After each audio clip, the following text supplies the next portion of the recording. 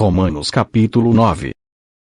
Digo a verdade em Cristo, não falo em verdades, minha consciência o confirma no Espírito Santo, que tenho grande tristeza e incessante dor no meu coração.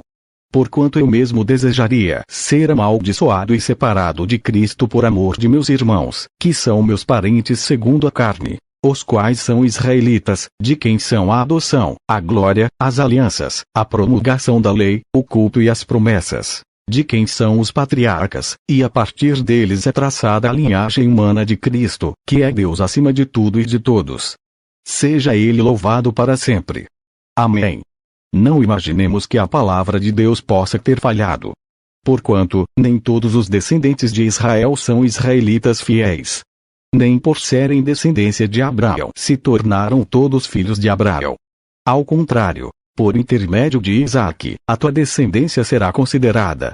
Em outras palavras, não são os filhos naturais que são filhos de Deus, mas os filhos da promessa é que são considerados como descendentes de Abraão. Pois foi assim que a promessa foi declarada: no tempo certo virei novamente, e Sara dará à luz um filho. Esse não foi o único evento. Também os filhos de Rebeca tiveram um mesmo progenitor, nosso pai Isaque. Contudo, antes mesmo que os gêmeos nascessem ou realizassem qualquer obra boa ou má, para que o plano de Deus segundo a eleição permanecesse inalterado, não por causa das obras, mas sim por aquele que chama, foi-lhe dito: o mais velho servirá ao mais novo. Como está escrito: amei a Jacó, mas rejeitei a Esaú. Que conclusão podemos tirar? Acaso Deus não é justo? De modo algum. Porquanto ele declara a Moisés: terei misericórdia de quem eu quiser ter misericórdia, e terei compaixão de quem eu desejar ter compaixão. Assim, claro está que isso não depende da vontade, tampouco do esforço do ser humano, mas da maneira como Deus focaliza sua misericórdia. Pois diz a Escritura ao Faraó: eu o levantei exatamente com esse propósito: revelar em ti o meu poder, e para que o meu nome seja proclamado por toda a terra. Portanto, ele tem misericórdia de quem deseja, e endurece o coração de quem quer. Certamente me perguntarás: por que Deus ainda nos culpa? Pois, quem pode se opor à sua vontade? Todavia, quem és tu, ó homem, para questionares a Deus? Acaso aquilo que é criado pode interpelar seu Criador dizendo: por que me fizeste assim? Ou o oleiro não tem todo o direito de produzir do mesmo barro um vaso para fins nobres e o outro para usos menos honrosos? Mas o que tens a dizer se Deus suportou com muita longanimidade os vasos da ira, preparados para a destruição, porque desejava manifestar a sua ira e tornar conhecido seu poder, a fim de que fossem conhecidas as riquezas da sua glória para com os vasos de sua misericórdia, que preparou com grande antecedência para a glória, quero dizer, a nós próprios, a quem convocou, não apenas dentre os judeus, mas igualmente dentre todos os gentios. Como diz ele também em Oséias: chamarei meu povo a quem não é meu povo, e chamarei minha amada a quem não é minha amada. E mais, acontecerá que no mesmo lugar em que lhes foi declarado: vós não sois meu povo, aí serão chamados filhos do Deus vivo. Também Isaías proclama em relação a Israel: ainda que o número dos israelitas seja como a areia do mar, apenas o remanescente é que será salvo. Porquanto o Senhor executará sobre a terra a sua sentença, rápida e de uma vez por todas. E como dissera Isaías anteriormente: se o Senhor dos exércitos não nos tivesse deixado descendentes, já estaríamos como Sodoma e Gomorra. A que conclusão chegamos? Os gentios, que não procuravam justiça, a receberam, uma justiça que vem pela fé. Entretanto, Israel, que buscava uma lei que trouxesse justiça, não a alcançou. E por que não? Porque não a buscava pela fé, mas como que por meio das obras. Eles tropeçaram na pedra de tropeço. Como está escrito: eis que ponho em Sião uma pedra de tropeço e uma rocha de escândalo, mas aquele que nela confia jamais será envergonhado. Caros irmãos, o desejo do meu coração e a minha oração a Deus em favor dos filhos dos israelitas é que eles sejam salvos. Porquanto sou testemunha quanto ao zelo que eles devotam a Deus, contudo, o seu zelo não tem como base o real conhecimento. Pois, não reconhecendo a justiça que vem de Deus e buscando estabelecer a sua própria, não se submeteram à justiça de Deus. porque o fim da lei é Cristo, para a justificação de todo o que crê. Ora, Moisés ensina desta maneira sobre a justiça que vem da lei: o homem que pratica a justiça proveniente da lei viverá por meio dela. Todavia, a justiça que vem da fé declara: não digas em teu coração: quem subirá aos céus? Isto é, para trazer do alto a Cristo. Ou, ainda, quem descerá ao abismo? Isto é, para fazer Cristo subir dentre os mortos. Mas o que ela diz?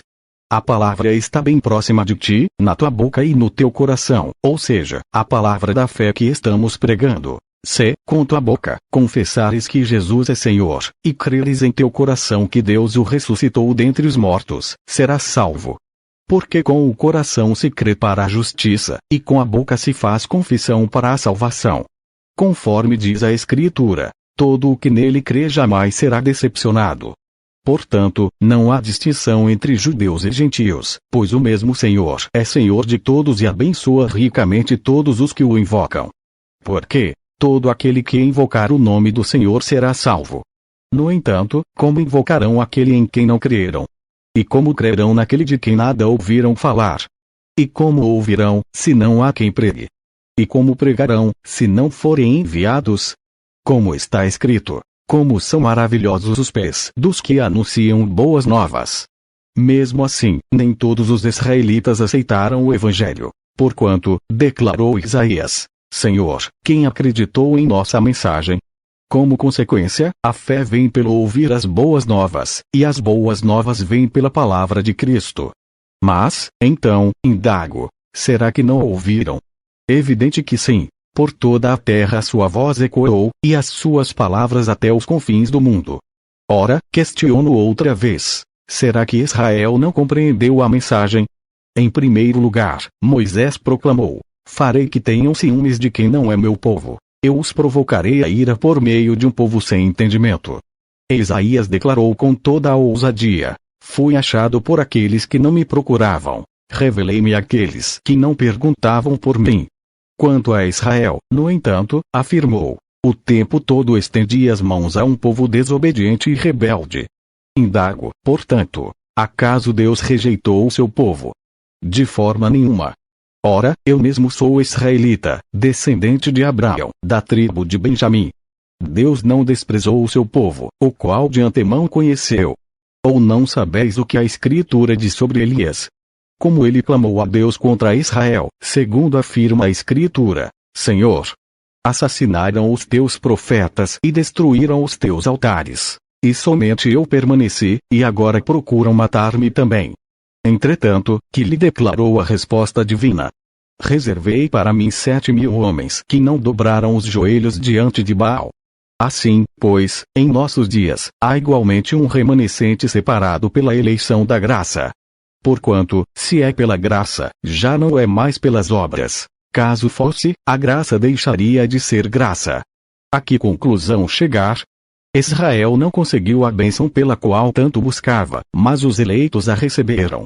Os demais foram endurecidos. 8 Como está escrito: Deus lhes deu um espírito de entorpecimento, olhos para não enxergar e ouvidos para não escutar, até o presente dia.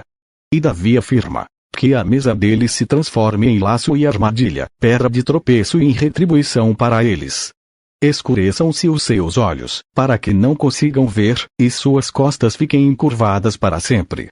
Uma vez mais pergunto: acaso tropeçaram para que ficassem prostrados sobre a terra?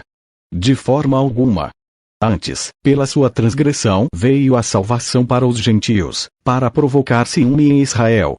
Contudo, se a transgressão deles constitui-se em riqueza para o mundo, e o seu insucesso, fortuna para os gentios, quanto mais significará a sua plenitude? Agora estou falando a vós, gentios. Considerando que sou apóstolo dos gentios, exalto o meu ministério, na expectativa de que, de alguma forma, possa instigar ciúme entre meus compatriotas a fim de que alguns deles sejam salvos. Porque, se a rejeição deles significa a reconciliação do mundo, o que será a sua aceitação, senão vida dentre os mortos? Se é santa uma parte da massa que é oferecida como as primícias dos frutos, a massa toda igualmente o é. Se a raiz é santa, todos os ramos também o serão. E se alguns dos ramos foram podados, e tu, sendo oliveira brava, foste enxertado entre outros, e agora participas da mesma seiva que flui da oliveira cultivada, não te vanglores contra esses ramos. Porém, se o fizeres, recorda-te, pois, que não és tu que sustentas a raiz, mas, sim, a raiz a ti. Então, vos direis: os ramos foram cortados, para que eu fosse enxertado. É verdade. Entretanto, eles foram podados por causa da incredulidade deles. Porém, tu, que permaneces firme pela fé, não te envaideças, mas teme. Porque, se Deus não poupou os próprios ramos naturais, de igual maneira não poupará a ti. Considera, portanto, a bondade e a severidade de Deus. Severidade para com aqueles que caíram, mas bondade para contigo, desde que permaneças firme na bondade dele. Do contrário, também tu serás excluído. E quanto a eles, caso não permaneçam na incredulidade, serão reconduzidos, porquanto Deus é poderoso para enxertá-los novamente. Afinal de contas, se tu foste cortado de uma oliveira brava por natureza e, de forma sobrenatural, foste enxertado na oliveira cultivada, quanto mais serão enxertados os ramos naturais em sua própria oliveira? Irmãos, não quero que ignoreis este mistério para que não sejais presunçosos. Israel experimentou um endurecimento em parte, até que chegue à plenitude dos gentios. E assim todo Israel será salvo, como está escrito: virá de Sião o Redentor que se desviará de Jacó em piedade. E esta é a minha aliança com eles quando eu remover os seus pecados. Quanto ao Evangelho, eles são, na verdade, inimigos por causa de vós. Mas quanto à eleição, amados por causa dos patriarcas. Porque os dons e o chamado de Deus são irrevogáveis. Pois, assim como vos antigamente fostes desobedientes a Deus, mas agora alcançastes misericórdia em virtude da desobediência deles, assim também estes, agora, tornaram-se desobedientes, para também alcançarem misericórdia em virtude da misericórdia a vos demonstrada. Porquanto Deus colocou todos debaixo da desobediência, a fim de usar de misericórdia para com todos. Ó profundidade da riqueza, da sabedoria e do conhecimento de Deus! Quão insondáveis são os seus juízos, e quão inescrutáveis os seus caminhos! Pois, quem conheceu a mente do Senhor? Quem se tornou o seu conselheiro? Quem primeiro lhe deu alguma coisa, para que ele lhe recompense? 36 Portanto dele, por ele e para ele são todas as coisas. A ele seja a glória perpetuamente. Amém. Portanto, caros irmãos, rogo-vos pelas misericórdias de Deus, que apresenteis o vosso corpo como um sacrifício vivo, santo e agradável a Deus, que é o vosso culto espiritual. E não vos amoldeis ao sistema deste mundo, mas sede transformados pela renovação das vossas mentes, para que experimenteis qual seja a boa, agradável e perfeita vontade de Deus. Porquanto, pela graça que me foi concedida, exorto a cada um dentre vos que não considere a si mesmos além do que convém, mas, ao contrário, tenha uma autoimagem equilibrada, de acordo com a medida da fé que Deus lhe proporcionou. Pois assim como em um corpo temos muitos membros, e todos os membros não têm a mesma função, assim também nós, embora muitos, somos um só corpo em Cristo, e cada membro está ligado a todos os outros. Temos diferentes dons, de acordo com a graça que nos foi dada. Se alguém tem o dom de profetizar, use-o na proporção da sua fé. Se o teu dom é servir, sirva. Se é ensinar, ensina. Se é encorajar, haja como encorajador. O que contribui, coopere com generosidade. Se é exercer liderança, que a administre com zelo. Se é demonstrar misericórdia, que a realize com alegria. O amor seja sem qualquer fingimento. Odiai, sim, o mal e apegai-vos ao bem. Amai-vos dedicadamente uns aos outros com amor fraternal. Preferindo dar honra a outras pessoas, mais do que a si próprios. Não sejais descuidados do zelo. Sede fervorosos no espírito. Servi ao Senhor. Alegrai-vos na esperança, sede pacientes na tribulação, perseverai na oração. Cooperai com os santos nas suas necessidades. Praticai a hospitalidade. Abençoai os que vos perseguem. Abençoai, e não amaldiçoeis. Alegrai-vos com os que se alegram. Chorai com os que pranteiam. Vivei em concórdia entre vós. Não sejais arrogantes, mas adotai um comportamento humilde para com todos. Não sejais sábios aos vossos próprios olhos. A ninguém devolvei mal por mal. Procurai proceder corretamente diante de todas as pessoas.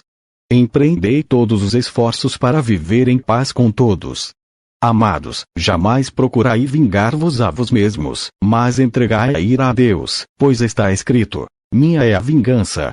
Eu retribuirei, declarou o Senhor. Ao contrário, se o teu inimigo tiver fome, dá-lhe de comer. Se tiver sede, dá-lhe de beber. Porquanto agindo assim amontoarás brasas vivas sobre a cabeça dele. Jamais te entregues ao mal como vencido, mas vence o mal com o bem.